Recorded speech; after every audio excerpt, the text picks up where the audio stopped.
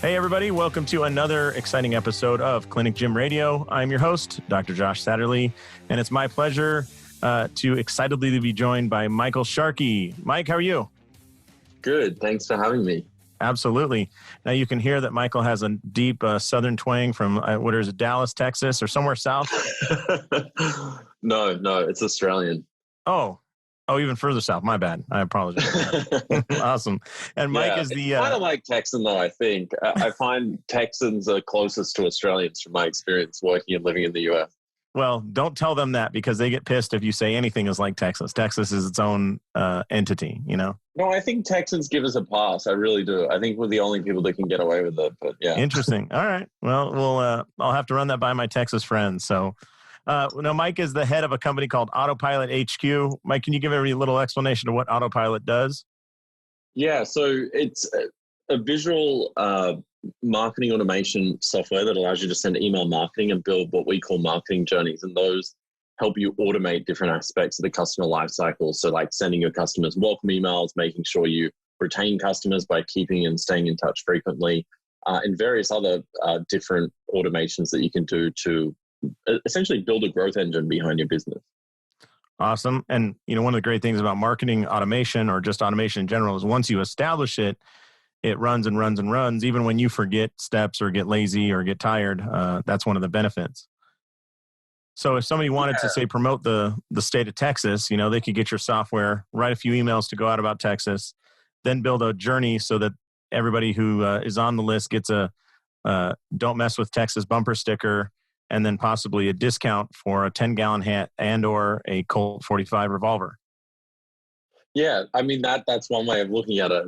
It's funny because I think a lot of businesses, as a business owner especially, you really think about all these different things that you should be doing, but you're not. So if you run a gym, for example, and people show up for the first few weeks in January because they got a New Year's resolution, and then for whatever reason, they stop coming and don't come back. And even if they've subscribed for a year, it's unlikely they will renew down the track. So by staying in touch frequently with them without you having to manually think like, oh, I better contact these people or SMS them, just something as simple as having an email that they get every month with tips about maintaining their fitness and sticking to their goals throughout the year can be something that you can set up 1 year and then exist for every year, and you can slowly improve over time.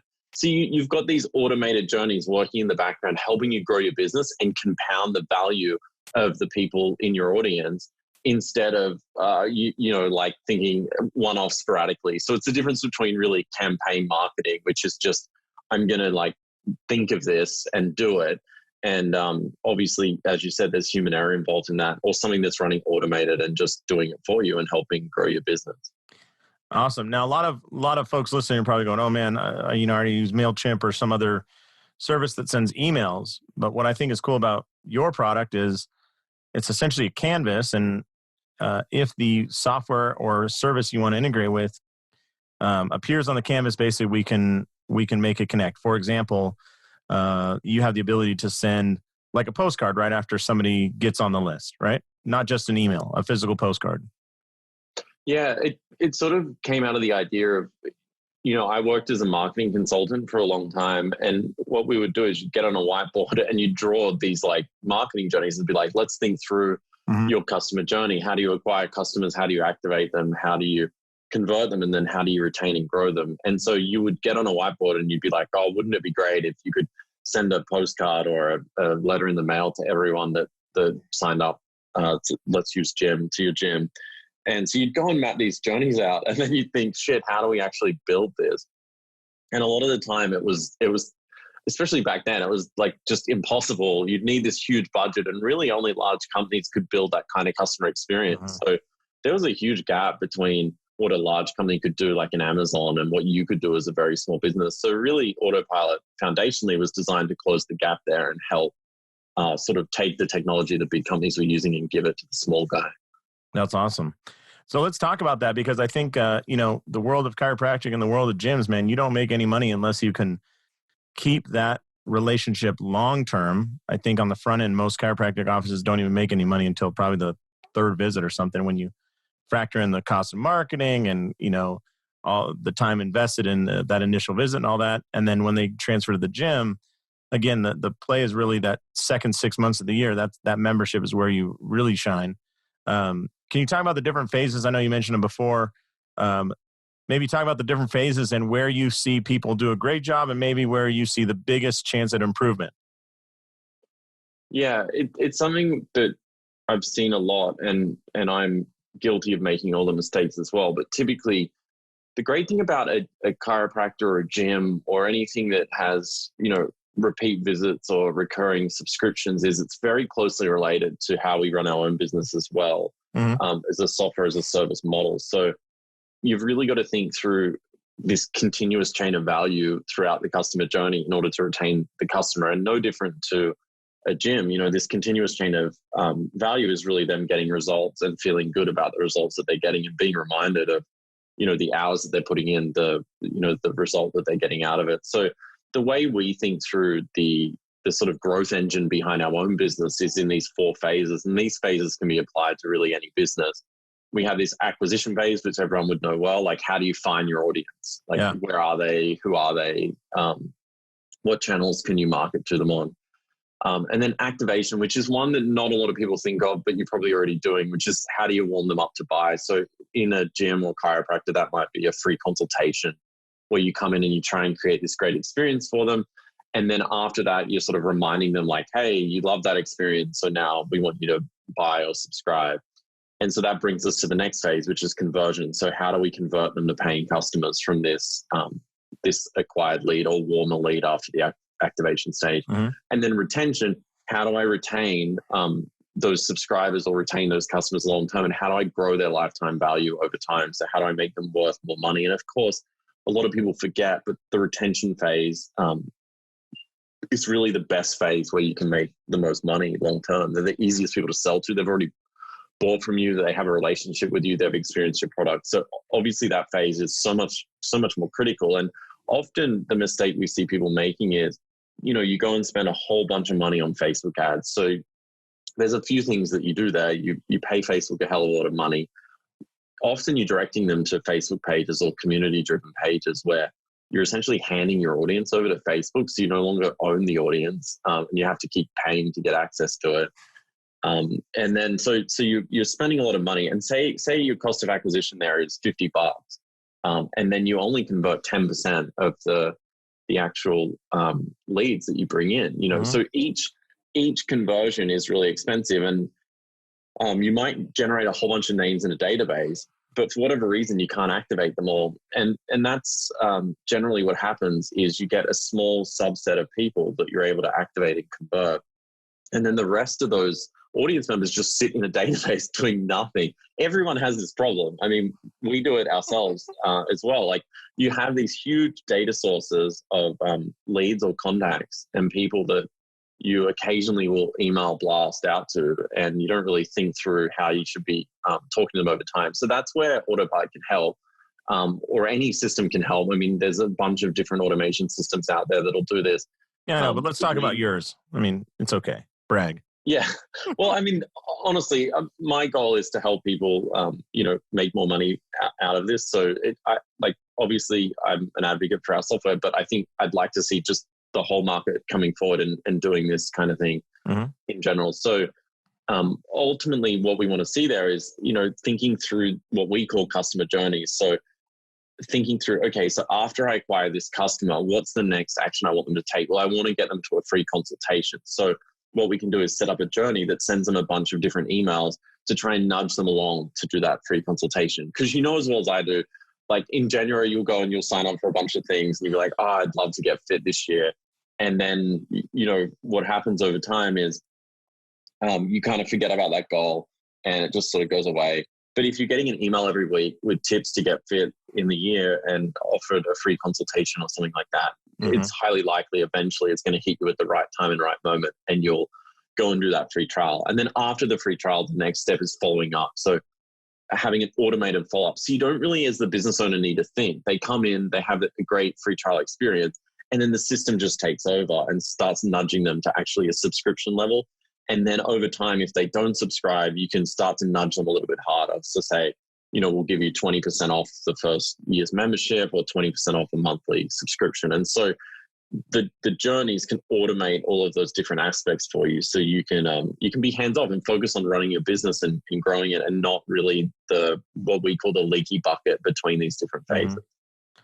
Yeah, there's somebody, I can't remember who said, but like, you can't automate a hug. Like, those are the things that you need human interaction for. But sending somebody a form or the waiver, or setting up their billing, those things can all be handled by the system, right? There's all these manual tasks that people do in their business that are just stupid. It's a waste of time. Like, can you give us some context, maybe an experience you had where you're like looking at it going, oh my God, there are 18 different things you could do here.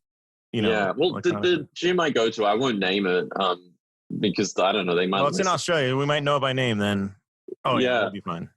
So hopefully not. But they are the worst. They are literally the worst at doing this. It angers me so much. Like, they have new members sign up, and they don't follow them up, or 6 months later they realize, oh shit, we should have followed all those people up. So then they send a huge SMS blast. And sometimes, like, you've been a member, I've been a member there for 2 years, and I'll get an SMS blast being like, how was your trial? So, like, they have no idea what different stage their leads are at. Their database is stale and old. And it's very reliant on these manual thoughts when, sales or subscriptions might be declining, or they want to get more subscribers that month, and they panic. And so they do this big batch and blast campaign or methodology. And that was traditionally the problem with platforms like MailChimp, right? Like, you would have this list, and it wasn't very well segmented because you couldn't connect it to other systems where your important customer data was. And so whenever you wanted more business, or every month, you'd sort of just blast out a message. And people use other channels as well, like SMS, in a huge blast capacity as well. And so if I could recommend any piece of advice for a health or fitness organization, it would be simply, move beyond that acquisition phase of thinking, and think about, okay, once they have my free consultation or free trial, what's the one automated journey I can build? What are the meaningful emails or messages that I can send them after that to try and increase my conversion rate? And just build that and look at the conversion rate on that over time. And once you get some confidence around what this is doing for you automatically, start to identify other parts of the customer journey that you can automate to free up your time, so you can focus on just doing your job and have this growth engine running behind the scenes for your business. Yeah. I think a friend of mine has a gym, does this really well. So he sat back and said, what are the different things you're going through at different points? So I think at like day 4, he sends out an email all about soreness, because he's like, you're going to be sore after your first 3 or 4 workouts. Let's just talk about it and what can you do for it. Then the 5th or 6th day is all about consuming enough water and getting enough sleep. Then it's like the 10th or 14th day, I can't remember what. He figured that's when people give into those cravings. So they've been really good about their nutrition up to this point, and they're giving into cravings. So it's all about, mental toughness and cravings, and how, you can win, and kind of looking off in the future about the person you'll be if you're able to, so it's not, to the client, it looks like the right information at exactly the right time. And to him, he, in the first month, has like multiple touch points, emails. He sends out a couple, what do you call it? He sends out a couple recipe books. They're like recipe pamphlets, I guess would be a better description. But he sends those out manually. He just knows who's in the challenge. And after the first week, they send those out. Hey, are your meals getting a little stale? Let's try these recipes and whatnot. So in that first like 4 weeks, he does a great job of getting to them. But, after that, he's put so much effort into that and to the front end marketing. I don't think that after that, there's much follow-up, which is where he wants it to go from like that challenge piece to a member of the gym. Yeah, often that's a phase that's really overlooked as well. It's like, once someone's a customer, they're generally just ignored, or maybe the first 30 days they're intensely looked at and then they're just ignored forever. And that's where things like, loyalty rewards, asking them to refer other people, asking them to review you on just Google or other important review sites are often forgotten. And there's different journeys in Autopilot that we find are really successful. We have one in particular where we ask someone to tell us how they're doing, which is an NPS score. And if the system detects they give us a high rating, it will then ask them to review us on a review site. And it also is smart enough to look at where we need more reviews. So it doesn't just ask them to review on like one generic review site. It figures out where is our portfolio of reviews right now Ooh. at? And it's like, hey, can you go and review us So here? you're not one of these companies that has like 500 reviews on Yelp and 2 Google reviews, or Facebook Yeah, has and I 3. mean And that starts to look pretty crazy. But back to your point about your friend's gym, there's other phases as well. Like often there's a lot of fear when you go and say, even or a chiropractor, you say, I'm going to do a free consultation, and you might have fears or concerns about what will happen. So there's even that sort of what to expect email that we see works really well. So a series of emails leading up to the appointment or the first interaction where it's like, hey, make sure you bring a sweat towel. You're going to need to be hydrated. Bring a water bottle. We find people are often nervous and anxious before their first appointment. Here's some stretches you can do before. So it's really just thinking about this experience that you want to create. And if you've ever gone and stayed in a really expensive hotel as a treat, you know that every piece of that experience is curated. Like they think through, they walk around the counter and they hand you the keys. And so that's something I find amazing about marketing automation in general is like you can dream up this amazing customer experience for your business and then you can deploy it, automate it, and it keeps running for you. So people think you're an absolute superstar as a business owner, but ultimately once you've set it up and invested the time it takes, you don't really have to do much.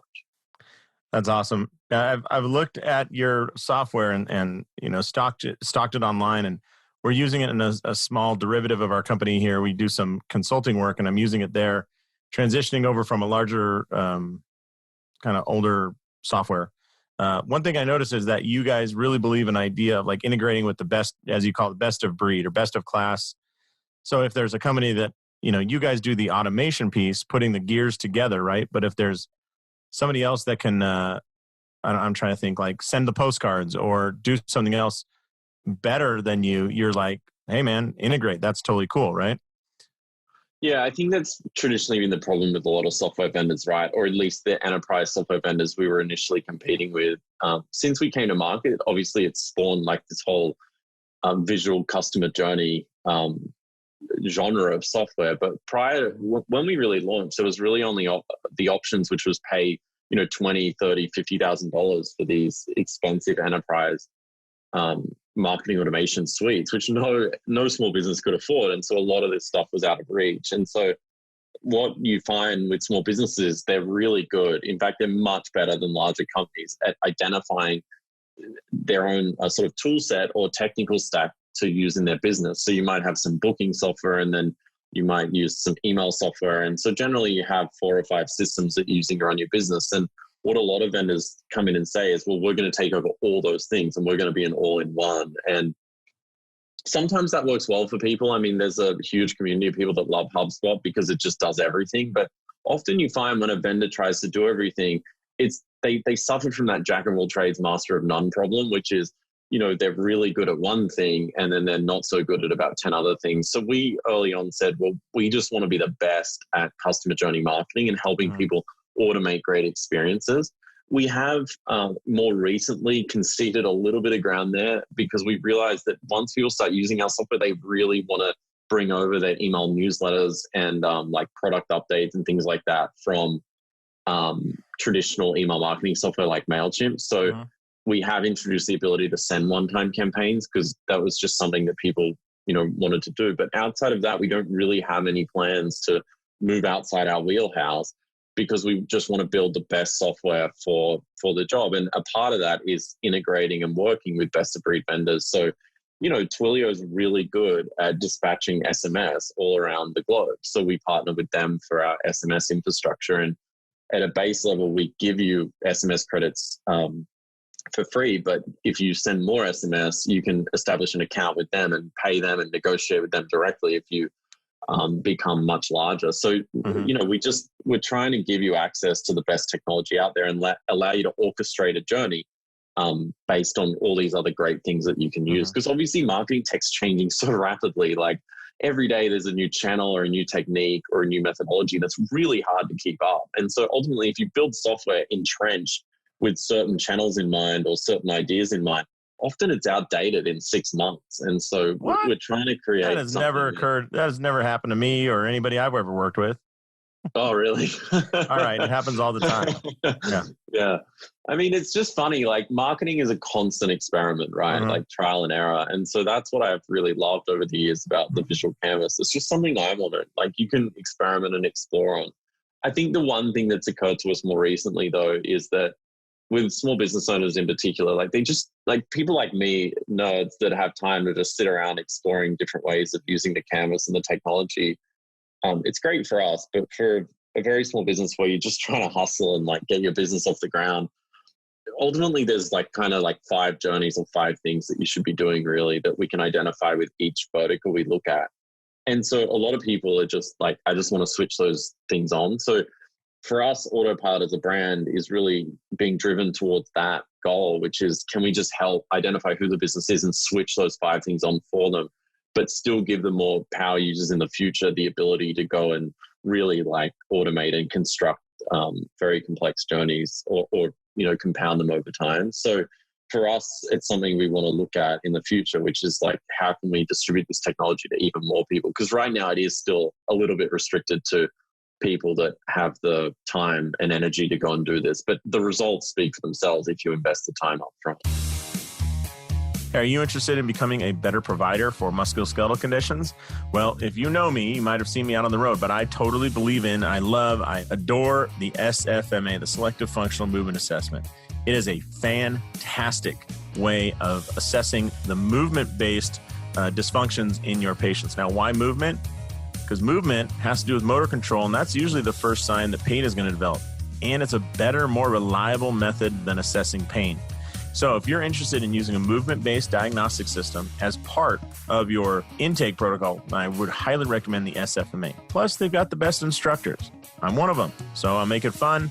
I'm easy to listen to. And, well, I don't know about that, but I enjoy teaching it, and it's a fantastic course. I recommend it. So check out functionalmovement.com and look for an SFMA course near you. Functionalmovement.com. Look for an SFMA Level 1 coming to your area. Hope to see you there. So let me ask you this, since you are a nerd and those listening might be just seeing what the last guy they worked with did or, like how we've always done it here. Outside the world of healthcare, can you talk about a really cool customer journey or automation you've seen where it integrates different programs to enhance that experience? Yeah, I'm trying to think. There's so many that like the use cases we see across the board are just we never dreamt of how people would use the technology when we first built it. I mean, we kind of had an idea in mind, which was focused very much around marketing, but we've seen like car vendors, so people like car yards that sell cars. They have data points that they can get from your car now. So connected cars where it'll say when the car needs a service or if there's like an oil problem or tire pressure problem, it will actually uplink that to the dealership. Wow. So I've seen journeys where they will key off that information and be able to send you an email notification saying, hey, your tire pressure's low. If you want help, come into the dealership. They're some of the most interesting I've seen with the crossover between this traditional sort of, I guess, hardware that you use every day, like a car, and then an email that you get or an SMS notification saying, hey, we see that your tire pressure is low. And if like this is true. This shows how pathetic I am as a human, but I have a car right now and there's an indicator saying your tire, like one of your tire pressures is low. And I'm in a position where I'm like, shit, like, should I go to the dealer to refill the tire? Like, I'm not that confident with the pump. People are probably laughing as I say this. I'm definitely not a stereotypical knife wielding Australian, but so like that's something I would struggle with. And so it, it's nice that there's this helping hand there. Like, hey, your tire pressure's low. This is probably a real millennial problem I'm talking about right now. Well, it'd be great if you built an automation that like coordinated with like TaskRabbit to assign somebody to just swing by your office and fill up your car while you're just working off your computer, Yeah, the ultimate lazy journey. But I think experiences like that are the ones that I've seen where they're super interesting. So can I ask you, along with those, like, I always think it's funny that there's somebody out there that built, you're building a marketing automation software, but there's somebody out there who built the world's greatest and most accurate tire pressure indicator sensor that relays information. And I just think that poor bastard at Thanksgiving has, like, his family is just always asking him, so what is it that you do? Like, I know you build tires? Like, no. Sensing. Yeah, those examples to me are just like super interesting. I think for health and fitness studios, we're going to see more open APIs around health and wellness. So getting Can you explain access real quick what an open API is for those who? Yeah. So imagine you're wearing a Fitbit today or an Apple Watch, and you go and you track a workout. Some of that data is well, it's not accessible today, but it may be in the future if you give it permission. So it can be accessible to other applications. So that might be like how many steps you did today, or your heart rate in a workout, or how long you worked out for. And so that information can be transmitted to another application, which is done through an API. You don't really need to know what an API is, apart from that it's an interface for developers to transfer that information between applications. And so what it means is for a health and wellness business is that if you can get access to some of that information, not like a creepy amount of information, like just enough where it's like they had a new personal best today or something like that. I think that opens up a whole new opportunity for health and wellness businesses to create an experience where they have a coaching relationship outside of just that interface of going to the gym. So it could be, hey, Mike, you achieved a new record today with your workout. Congratulations. Like, here's a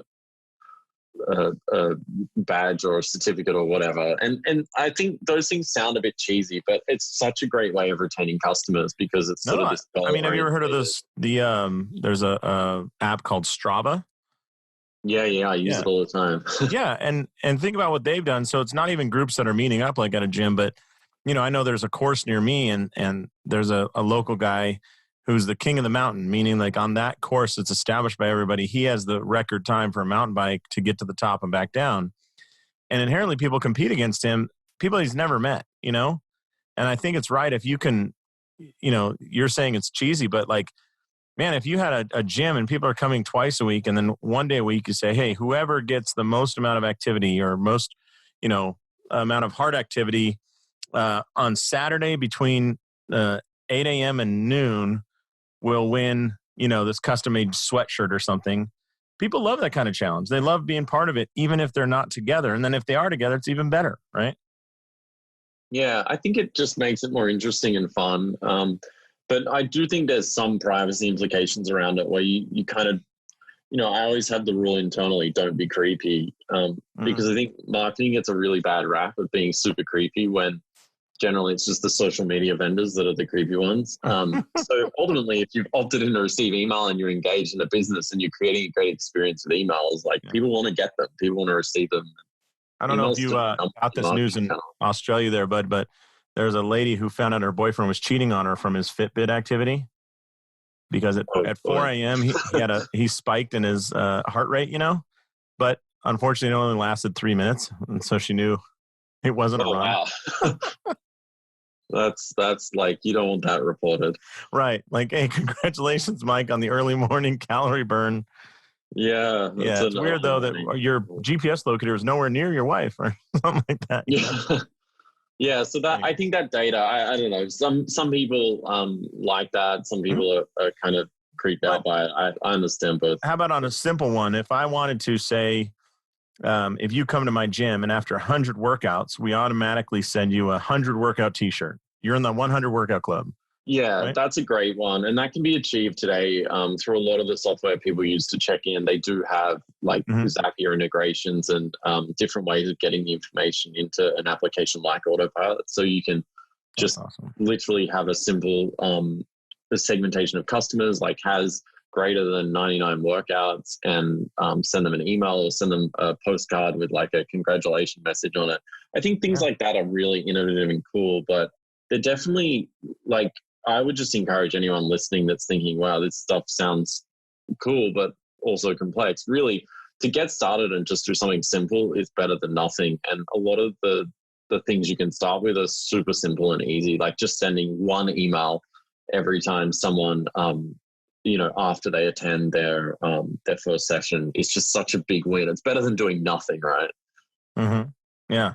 I think too, if there's anybody that's, like you said, spent money on Facebook, I think a step in the right direction is, one of the things that happens is we advertise to new people. And then when they come in, we go, oh, they don't need our advertisements anymore. So you pull them out of your Facebook audience.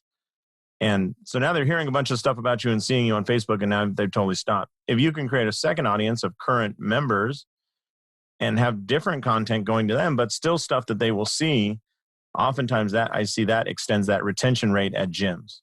So it's a current member people are really funny with advertising. I mean, like years ago, I used to be as well. You think about it as only part of that acquisition stage, like, get your free trial, get your free trial, get your free trial. But the way you can use retargeting, especially today, or audience groups on Facebook, and you can actually, through an autopilot journey, change the Facebook audience groups. So you can pull them out of one and put them into another one based on their activity. So you go back to that 100 Club example, like not only could you send them an email being say, congratulations, you could send them a postcard, and then you could put ads on Facebook that they see, which is welcome to the 100 Club.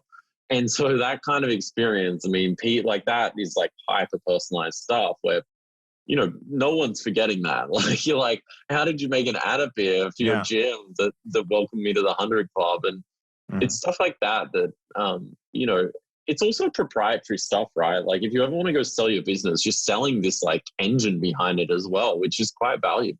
Yeah. Yeah, I love it.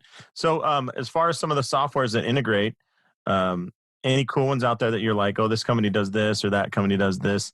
I know that like for storing information that you want in like a spreadsheet format, but that might not fit into a spreadsheet, the type of data, like if you want to store a picture or something, Airtable is pretty incredible at that, right? Yeah, I must admit I don't have much experience with Airtable.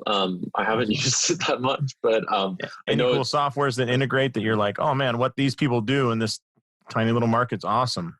Yeah, I mean, the ones that I really like personally is I like applications like Typeform for creating really great forms that are engaging and people actually submit. It sounds really boring mentioning form software, but I think that if you have we've all been pushed into a crappy form, so we know how bad it can be. Like a really shitty form, right? Like you get pretty frustrated with them. So I like Typeform because you can create these great experiences for people through the form. If people would probably use the Typeform before and they may just not know it, but it's a really beautiful, engaging sort of experience with forms where you can click on different pictures. It's really easy to build them and design them.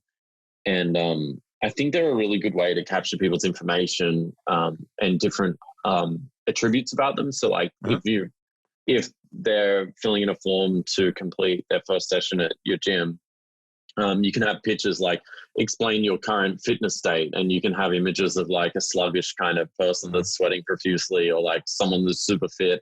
And so then in your database, you can map a field and you can say fitness status, and it could be like unfit, moderately fit, very fit. And so then you can, when you start talking about sending welcome emails, you can send them emails. So if they're like super fit, it might be like, here's how we're going to push you to the next level. If they're super unfit, it's really about playing into the comforting sort of anxiety feeling before they do that first workout. So you can change the content and just have those 3 tracks with the customer before they engage in the free class. So it's probably one of my favorite that's like not as interesting, but people do all sorts of things. I mean, people deploy, flowers to customers through integrations where, they're high value customers and it's an anniversary or something like that. And they'll automatically send flowers and a bunch of stuff like that. But it's as boring as it sounds. I think the 2 most interesting channels in terms of just being effective is just sending really great, compelling emails and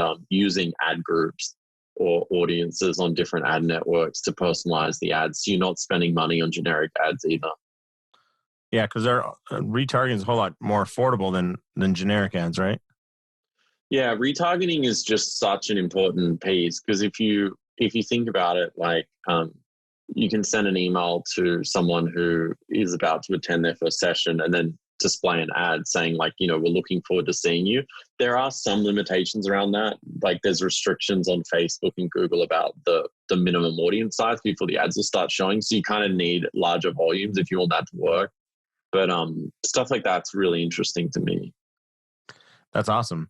And so when you're looking at these service businesses that you go in, we do all this marketing on the front end, acquisition, activation, conversion, like you're saying, we get that sale. But talk to me about the tail end. Like, so if I have a chiropractic office and at the end of 20 visits, I'm going to send you on your way, what steps are people overlooking then? I mean, because your first week you have autopilot and you build some automations, that tail end's not going to be a big deal. But a year later, you've put all these people all the way through your pipeline. And now that you're kicking out these great prospects that know, like, and trust you out the back and not do anything with them, Yeah, this is where I tell people to think like a human, not a marketer. I wrote an email. I write a weekly newsletter now. I sort of hijacked it off my team because I was so pissed at some of the bad marketing I was seeing. I thought I'd use it as like a soapbox. So I wrote an email, I think 2 weeks ago that got a lot of interest, which was about all the stupid things people do when they send emails that I see time and time again. And it drives me mad. I sit in my office furious at the 15,000 plus customers we have who send like millions of emails every day being like, why are they doing this? But yeah, some of them are just so bad because it's for some reason when you go to write an email or you go to think through a customer experience, you put on this weird like professional marketing cap. Everyone does it. Even if you don't consider yourself a marketer, you're just like some business owner that's running a gym, and you put on this weird, like you don't even speak like yourself anymore or like a human. And then greetings, Michael. I appreciate the fact that you stopped by our address at 168, 3rd Street. Yeah, or like the email will come from Jim Corp and it'll be like no reply at jimcorp.com. And you're like, I always love that when it's a no reply at. It's like, yeah, one should put up a billboard as in like, don't talk to me as a business. It's bizarre. It's really bizarre, especially in the world we live in today where like, small businesses and brands alike are supposed to have a two-way dialogue with their customers. Yeah, I think any one-way communication like short codes and text message or anything, that should just be illegal. Like that's not how human beings act or talk or, like if you send an email and somebody replies, you better get it. Like that should just be required. Yeah, it's not mail. Like I think that's the problem. People think it's like hard mail. It's not like, but yeah, so I think that with, with email in general, there's a lot of like mistakes people make. But going back to the retention piece is if you think like a human, right? So you go to the chiropractor, you've obviously had some trouble in some area. Let's assume after 10 sessions, you've had a great experience. The problem's been resolved. There's things you can do. For example, you might have 5 different injury types identified in your database. And so once the sessions are over, they start getting a trickle of emails saying like, now that your back's a bit better, here are some tips to maintain good posture and health around, so you can have a track of information over a 6 or 12 month period where you're just sending one email maybe every 2 months. And really all you're doing at that point is keeping your business or brand top of mind in that prospect's head. There's 2 benefits of that. One is they'll probably tell a friend. So if a friend is like, I have back pain, they're like, oh my God, you got to go see my chiropractor. And the reason they remember is because they're getting these email tips. And then they feel really special because it's like they still care about me months later. And then if anything goes wrong with them, their family, their loved ones, they're going to be straight back to you. And so that is really that retention part of the journey. Let me ask you this, man. They always talk about like, number 1 search engine on earth is Google. Number 2 is YouTube. For a lot of people, I think their number 2 is actually their email inbox, right? They're like, oh, I need a plumber. Who is that guy? And they search plumber in their email inbox to retrieve an old archive message or something. Well, I do, and I'm sure you do. And like the thing is, this goes back to that problem, human, not marketer, right? Like if you think like a human and you just think, okay, how do I actually find a plumber? Well, it's probably not. Maybe it's Google, but like for me, it would be like, I'm going to ask some friends that are in the local area. Hey, does anyone know a good plumber? And then the second thing I'm going to do is then read their reviews most likely. And then the third thing I might do if I've used someone before, like you said, is just search my email and try and track them back down. Mm-hmm. But if they're sending me an email every 2 months automatically and they're not physically having to do it, they're always top of mind. I'm like, I remember seeing, even if I didn't open the email, it's like I saw like Bob's Plumbing in my inbox. So I remember, I'm like, oh, okay. And You got it's to call Bob. association. Yeah, I'm going to call Bob. Like, that's my guy. And so, you know, like there's a really good example, a guy called David Jones Plumbing in Sydney in Australia, actually, who I still have subscribed to his newsletter because it's so funny. Every month he just sends basically like memes about plumbing and ridiculous stuff. And, you know, it keeps you top of mind. His emails are really engaging. They're well written. They're interesting. And anytime I need an electrician, I'm going to call the dude. Like it really works. And that retention phase as well is also great for trying to get reviews. Like the most likely time someone's going to review you or do something for you is after they've had a great experience. It's like they want to give you something in return. It's like, you know, don't thank me, go write a good review or tell a friend, because that's really how a lot of these businesses grow. Yeah, that's funny. Yeah, I've told this story a few times on my podcast, but I'll expose you to it. Across the street from my old office was a pediatrician, and they had a big banner outside where it said like new patient exams, and it was like $99, and then that's crossed out and it's like $59. And I was like, any schmuck that goes home to his wife and says, you know, hey babe, I know we were looking for a new pediatrician, and so I saw a banner of a discounted price on the street, and that motivated me to pull in. Like, they would be so dead so fast to any woman I've ever dealt with. I'm like, I can't think of a bigger disconnect in marketing of dropping the price to work with a pediatrician. Like when we were looking for a pediatrician, my wife asked every friend. Oh, I've heard that name a few times. You know, there's probably like 60 of them that distilled down to a choice of 3 and then called their office. At no point it's was such an she emotional decision too. Like you don't want your kid going to some, like in most cases goes, oh well, I was gonna take him in, but $99 a little stiff. So $59 I could definitely get him checked out. Like I can't imagine that has crossed through anybody's mind. Yeah, I kind of feel sorry for people. I think today it's harder than ever before to reach an audience. It really is. I mean, there's just so many different channels and techniques, and as a business owner, it's so overwhelming. I mean, I'm someone that does this every day. I build software to do this, so I have a strong and deep understanding of it. But I've accumulated that over many years, like well over a decade now, and for a new business owner, especially someone starting out, to understand all these different channels and retargeting and Facebook ads and customer journeys and automated emails and all those different things, I think it really is overwhelming. And so my whole goal in life is to really try and, you know, live up to the expectation of the word autopilot in our brand name and try and make autopilot this true assistant to them that helps them do a lot of these things with putting in very minimal effort, because I don't think it should be that hard. I mean, a lot of this stuff we've been doing for so many years, we actually know what most businesses should be doing.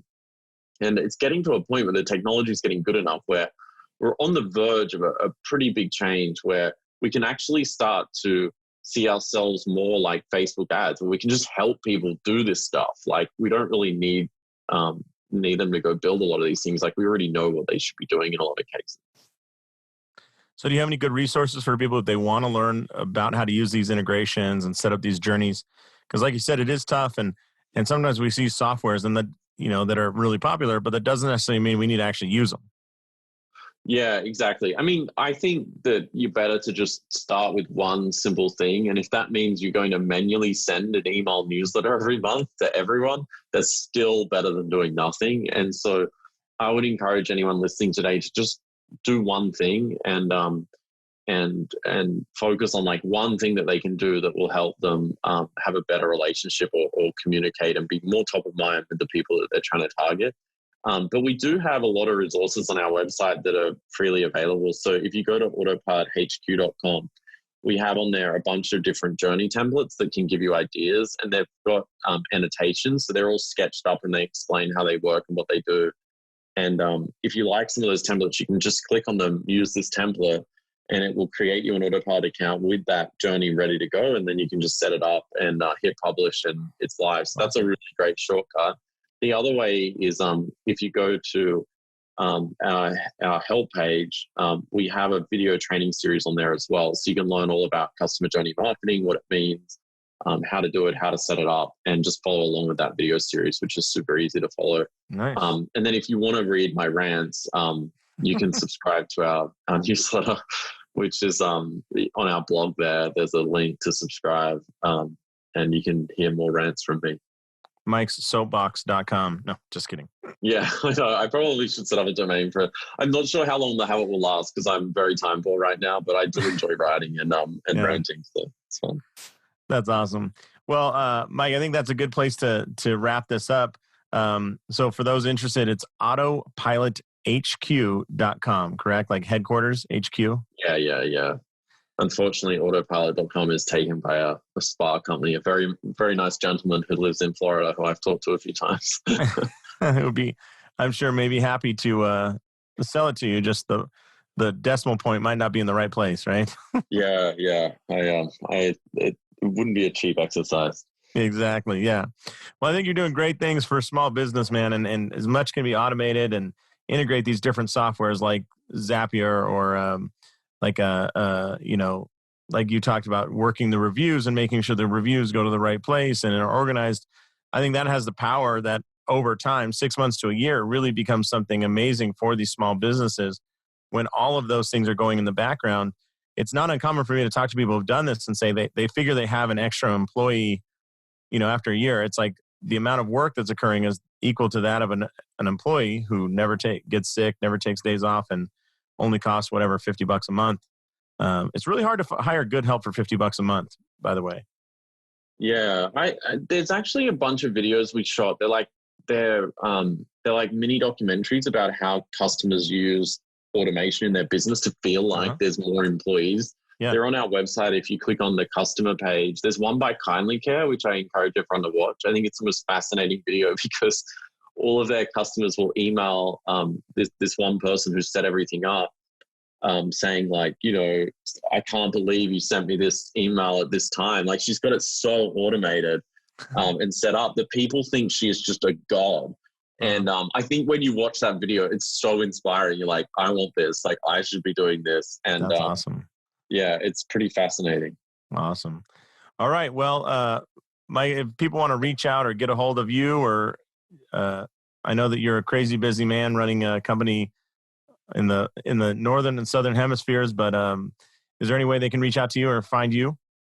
Yeah, they can just email me. It's mike@autopilothq.com. I do answer every email I get sent. What? And two-way marketing, Mike? You can't allow that. Yeah, I know.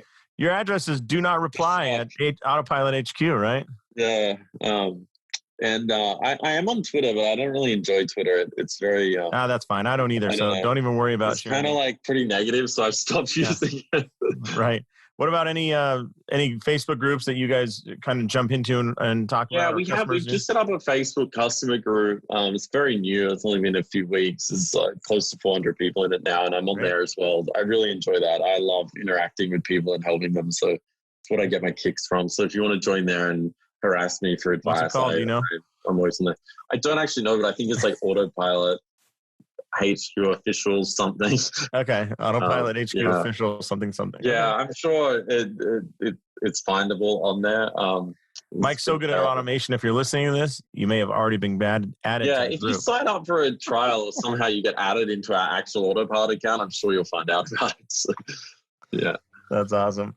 All right, well, on behalf of Mike Sharkey down there in beautiful Australia / Texas, this is Dr. Josh Satterley saying, go out there, maximize your license, and live the life you dream of. Thanks a lot, Mike.